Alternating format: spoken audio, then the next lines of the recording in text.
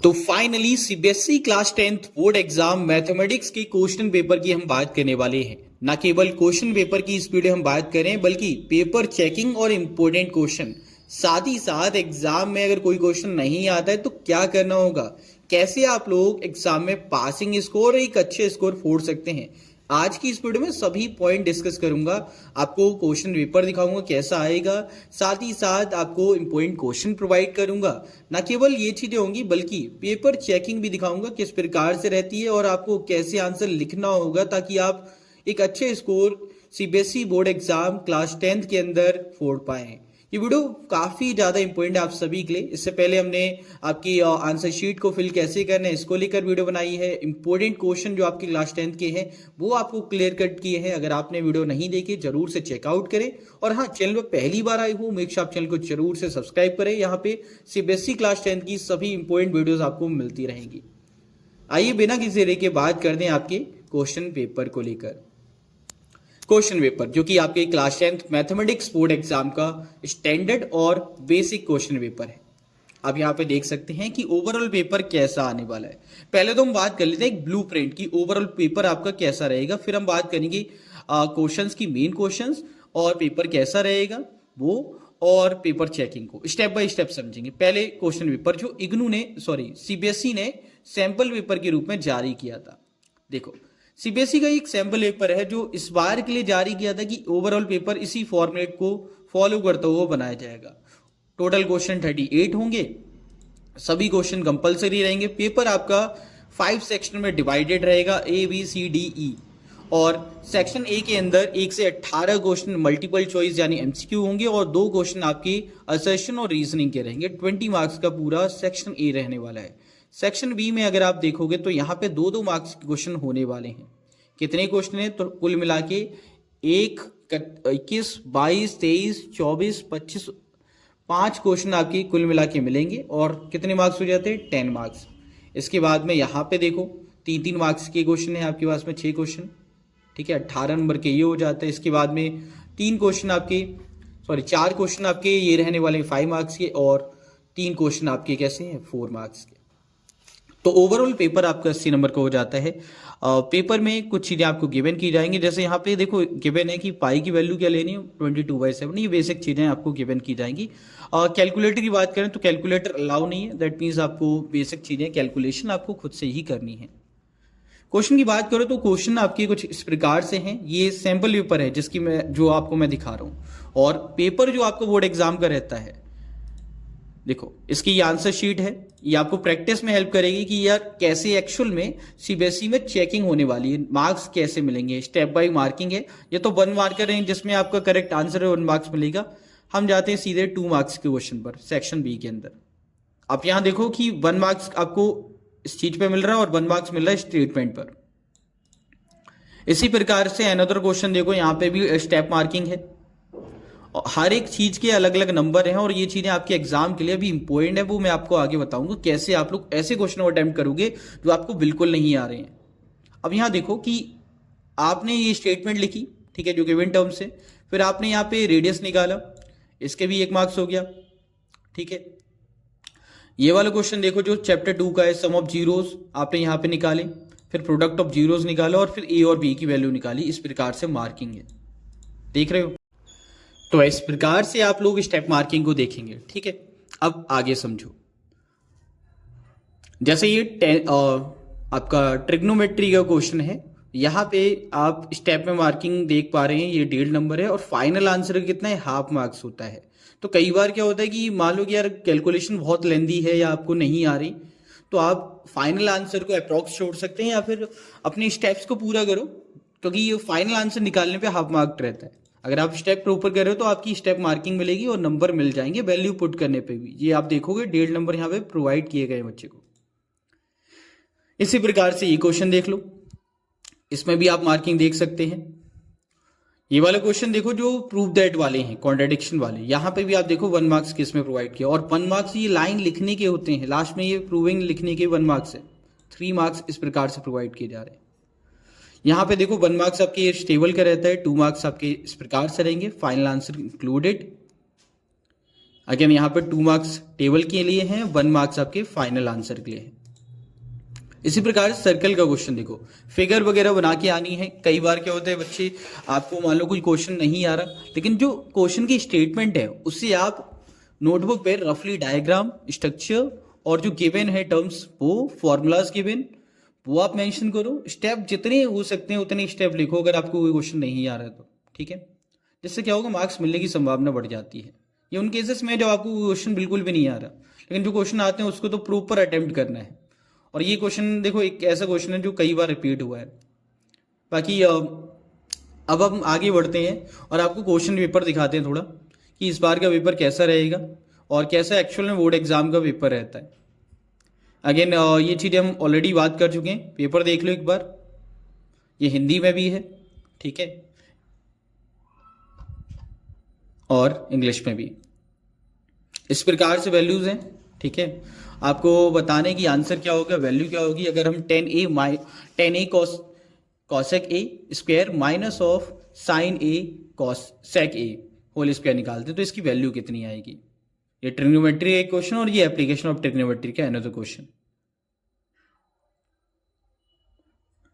एक चीज आपको क्लियर करूं तो यहाँ पे समझना कि एनसीईआरटी आपको फिर से रिवाइज करनी है। कई बार क्या हो रहा है कि आप क्वेश्चन कर रहे हो बट बेसिक फॉर्मेट भूल जा रहे हो, लास्ट मोमेंट फॉर्मूलाज भूल गए, कहानी खराब हो जाएगी। तो हर एक बच्चा फॉर्मूलाज को रिकैप जरूर करे।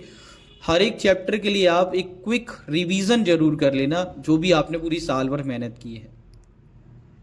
लास्ट मोमेंट रिवाइज करना बहुत जरूरी है, क्योंकि कई क्वेश्चन बेसिक होते हैं लेकिन आप फॉर्मूलाज भूल जाते हो तो क्वेश्चन भी आपके माइंड से निकल जाता है। इस प्रकार की क्वेश्चन यहाँ पे शून्य को योगफल पूछे, यानी कि सम ऑफ जीरोस पूछा है, that is minus b by a. और आप इसमें क्या करते हैं, अल्फा प्लस बीटा। और सिंपल आपको क्या करना है, माइनस बी बाई ए का फॉर्मूला लगाओ तो -7, ठीक है, माइनस माइनस प्लस हो जाएगा और 5 अपॉन में, दैट्स इट, 7/5 आपका आंसर हो जाएगा। सिंपल क्वेश्चन होते हैं जो डायरेक्ट फॉर्मूला से भी आपके हो सकते हैं। बाकी क्वेश्चन भी फॉर्मूला बेस्ड होने वाले हैं। कई क्वेश्चन आपके डायरेक्ट फॉर्मूला से होंगे तो उसमें आपको कंफ्यूज नहीं होना है। कई क्वेश्चन आपके फॉर्मूला बेस्ड हैं, जैसे ये वाला क्वेश्चन देख लो, 11वां और 13वां पद क्रमश दे रखे हैं, समांतर डिफरेंस निकालना है। अब इसमें आपको डी की वैल्यू निकालनी, ए से ए कैंसिल आउट हो जाए। A11 को क्या लिख सकते हो, मतलब 11वें पद को क्या लिखो, a + 10d, और 13 को क्या लिखो, a + 12d। A cancel out हो जाएगा, माइनस करोगे तो, ठीक है, A13 में से A11 को माइनस कर दो, डी की वैल्यू आपको क्लियर कट मिल जाएगी। तो ये बेसिक जनरली आपके जो क्वेश्चन रहेंगे वो फॉर्मूला बेस्ड रहने वाले हैं। सीबीएसई का पेपर दे रहे हो आप और आपको फॉर्मूला बेस्ड कई क्वेश्चन मिलने वाले हैं, जिसमें डायरेक्ट स्टेटमेंट से आपके क्वेश्चन होने वाले हैं, और कुछ क्वेश्चन एनसीईआरटी से डायरेक्ट कॉपी पेस्ट होते हैं। अभी कुछ इंपॉर्टेंट क्वेश्चन ऐसे बताऊंगा जो आपको एग्जाम में देखने को मिलेंगे ही मिलेंगे। एक क्वेश्चन आप चाहें तो नोट कर सकते हैं, ये वाला एप्री में इरेशनल प्रूफ करने का, आपको √2, √3, √5, √7 आपको मिल ही जाएगा। एक क्वेश्चन आपको जरूर से देंगे। और अगर आपको ये क्वेश्चन करना अभी भी नहीं आया तो आप लोग हमारी वीडियो देख सकते हैं, जिसमें मैंने आपको रूट वाले क्वेश्चन को कैसे प्रूफ करना है वो क्लियर कट बताया हुआ है।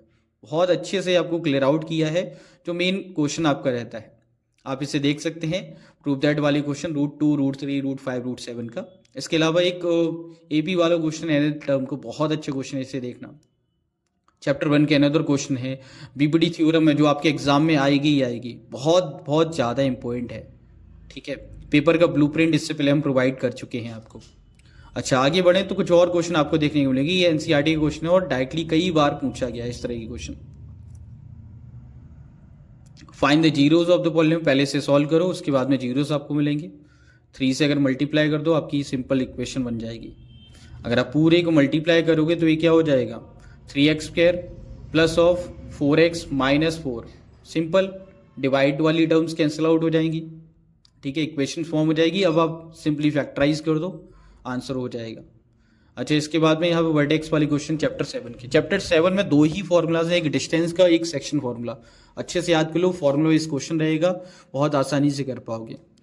प्रोबेबिलिटी बहुत आसान इस बार भी रहेगा, लेकिन प्रोबेबिलिटी में 1 मार्कर क्वेश्चन की अगर हम बात करें तो वो याद रखना कि प्रोबेबिलिटी में जो सम होता है, मतलब मैक्सिमम वैल्यू और मिनिमम वैल्यू क्या होगी। प्रोबेबिलिटी में 0 मिनिमम है और मैक्सिमम क्या है 1।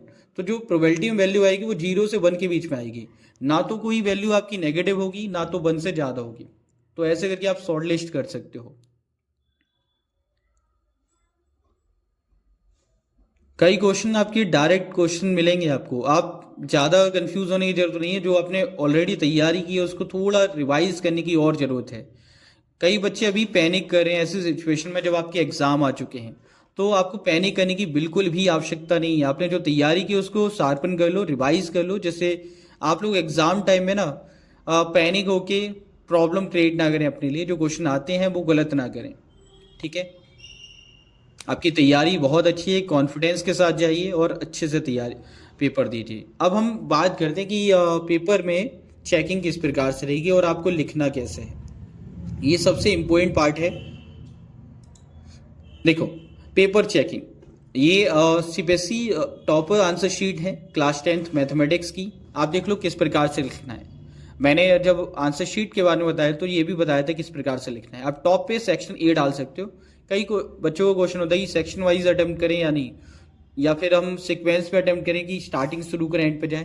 तो सबसे बढ़िया ऑप्शन होता है सेक्शन वाइज करना, ना कि आप पहले कर रहे हो कि यार सीक्वेंस से करना। नहीं, सेक्शन वाइज कर लो, एक सेक्शन को पूरा अटेम्प्ट करो प्रॉपर, ठीक है। जैसे यहाँ पे देखो, इसमें तो आपको पूरा ही अटेम्प्ट करो, इसी प्रकार से लिखो। 2 बार क्वेश्चन लिखने से मतलब नंबर लिखने से बेनिफिट रहता है। यहाँ जैसे यहाँ देखो, क्वेश्चन 1 आंसर 1, इससे क्या है, क्लियर कट है। कई बार क्या होता है, आंसर नंबर क्लियर नहीं दिख रहा या क्वेश्चन नंबर क्लियर नहीं दिख रहा, तो अगर आप 2 बार लिखोगे तो एक ना एक तो क्लियर होगा, टीचर्स भी कंफ्यूज नहीं होंगे, सीक्वेंस पे भी आपने लिखा है तो मार्क्स देने में आसानी होगी।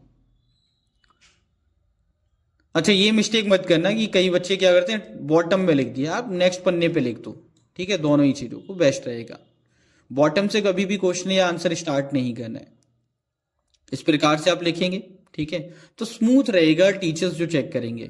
अब जैसे यहाँ पे देखो, आपका सेक्शन ए कंप्लीट हो गया, आप ये सेक्शन बी जो है ना वो नेक्स्ट पन्ने से भी स्टार्ट करोगे, ज्यादा बेहतर मानूंगा मैं, ठीक है। आप नेक्स्ट पन्ने से स्टार्ट करो, बेस्ट है। आपको आंसर शीट पर्याप्त मिलेंगी, तो पेजेस के लिए टेंशन नहीं लेने की हाँ यहाँ पे पेजेस पेस्ट होंगे, ऐसा कुछ नहीं है। आप अच्छे से करो, ठीक है। अब यहाँ पे जब आप अटेम्प्ट कर रहे हो तो इस प्रकार से पहले गिवन लिखो कि एक्चुअल में गिवन क्या है, क्योंकि चेकर्स को आसानी रहेगी, क्योंकि उनके पास में जो ब्लूप्रिंट होता है, जो आंसर की होती है वो इसी प्रकार से होती है, जिसमें मेन जानकारी होती है, गिवन क्या है, फिर फॉर्मूला यूज क्या है, डायग्राम क्या है, फिर आपका फाइनल आंसर क्या है, कैलकुलेशन क्या है। अगर आप प्रॉपर लिख रहे हो इस प्रकार से, नंबर एक भी नहीं घटेगा, आधा नंबर नहीं घटेगा। जैसे इक्वेशन वाला देखो, इक्वेशन गिवन लिखी, फिर अब हम क्या करें, कौन सा ऑपरेशन लगा रहे हैं वो चीज हो गई, सब्स्टिट्यूट कर दी वैल्यू, ये लिखी, स्टेप देखो प्रॉपर है। कई बच्चे क्या करते हैं, इसी को आगे एक्सपेंड करते हैं, नीचे लिखने की बजाय आगे एक्सपेंड कर देंगे, वो नहीं करना, आपको इसी प्रकार से लिखना है। फाइनली आपके आंसर आ जाएंगे। कई बच्चे एंड कर देते हैं, लेकिन आपको ना एंड में जो आंसर है ना उसको प्रॉपर लिख दो, और जब आप वैल्यू सॉल्व करते हो, जैसे एक्स की वैल्यू आई, इसको आप चाहो तो बॉक्स में डाल सकते हो, ठीक है, बॉक्स बना सकते हो, जिससे क्या होगा, थोड़ा और स्पेसिफिक हो जाएगा। एंड में तो आप आंसर लिखोगे कि एक्स की वैल्यू हमारी 1 है, वाई की वैल्यू 1 है, ठीक है। इससे क्या हो, क्लियर कट पता रहेगी कि हाँ आपका आंसर ये है जो निकाल रहे थे, प्रॉपर आंसर, ठीक है। हमें उन चीज़ों पे ध्यान देना है या उन चीज़ों पे ध्यान आकर्षित करवाना है जो एक्चुअल में पूछी जा रही है। जैसे ये वाले देखो, डायग्राम आपने बनाया, ठीक है। इसके बाद में गिवन क्या था, प्रूफ क्या करना है, ठीक है। अब प्रूविंग पे हम जाएंगे, प्रॉपर लिखेंगे, ये जो आप टर्म्स ले रहे हो उसे प्रॉपर मेंशन भी करना है इस प्रकार से ब्रैकेट, ठीक है। अब किस रूल से आप सिमिलर प्रूफ कर रहे हो वो हो गया, ठीक है, ये चीज हो गई। अब ये वाला टेंजेंट वाले क्वेश्चन देखो, सर्कल में थ्योरम बेस्ड क्वेश्चन आपके टेंजेंट वाले मिल रहे हैं, तो इस पर कंफ्यूज होने की आवश्यकता नहीं है, क्वेश्चन मिलेगा ही। ये क्वेश्चन देख लो, ये आपके थ्योरम बेस्ड ही है, ठीक है। फर्स्ट लिखने का तरीका, गिवन टर्म्स, फाइंड क्या करना है, सॉल्यूशन पे आ जाएंगे, ठीक है। स्ट्रक्चर आपको प्रॉपर होना चाहिए, इसीलिए पेंसिल, स्केल, फिर प्रकार, इसके अलावा रबड़ वगैरह प्रॉपर लेके जाना, और टेंशन फ्री होने के लिए वाटर बोतल, और वाटर बोतल ट्रांसपेरेंट कैरी करनी है आप लोगों को। लास्ट में बच्चे आप लोग जब आंसर निकालोगे तो स्टेटमेंट में कई बार पूछते हैं, तो वो प्रॉपर लिख देना, ये नहीं कि आप यहाँ पे लिख के छोड़ दें कि एसक्यू हमारा आ गया, लेकिन एसक्यू है क्या, तो लेंथ है कोड की, वो आपको प्रॉपर लिखना होगा, ठीक है। अच्छा, इसके बाद में अनदर क्वेश्चन देखो, प्रॉपर गिवन लिखा, क्वेश्चन नंबर भी यहाँ पे हम इंक्लूड कर रहे हैं, ठीक है। गिवन, फिर हम क्या निकाल रहे हैं, क्या चीज कर रहे हैं, उसके अकॉर्डिंग हम और साथ ही साथ जो फॉर्मूला यूज करो वो भी साइड में आप मेंशन करोगे, जिससे और स्पेसिफिक हो जाएगा। अब जैसे मैंने कहा कि सेक्शन जब भी आपको कोई स्टार्ट हो रहा है, बॉटम से ना करके इसे न्यू पेज से करो। ये वाला क्वेश्चन आप चाहो तो यहां से करते ज्यादा स्पेसिफिक रहता, आधे आधे पन्ने पे नहीं जाता। तो ये चीज भी आपको ध्यान देनी, जब आप एग्जाम में अटेम्प्ट करोगे तो प्रॉपर करना है, ठीक है। इस प्रकार से आप कर सकते हैं।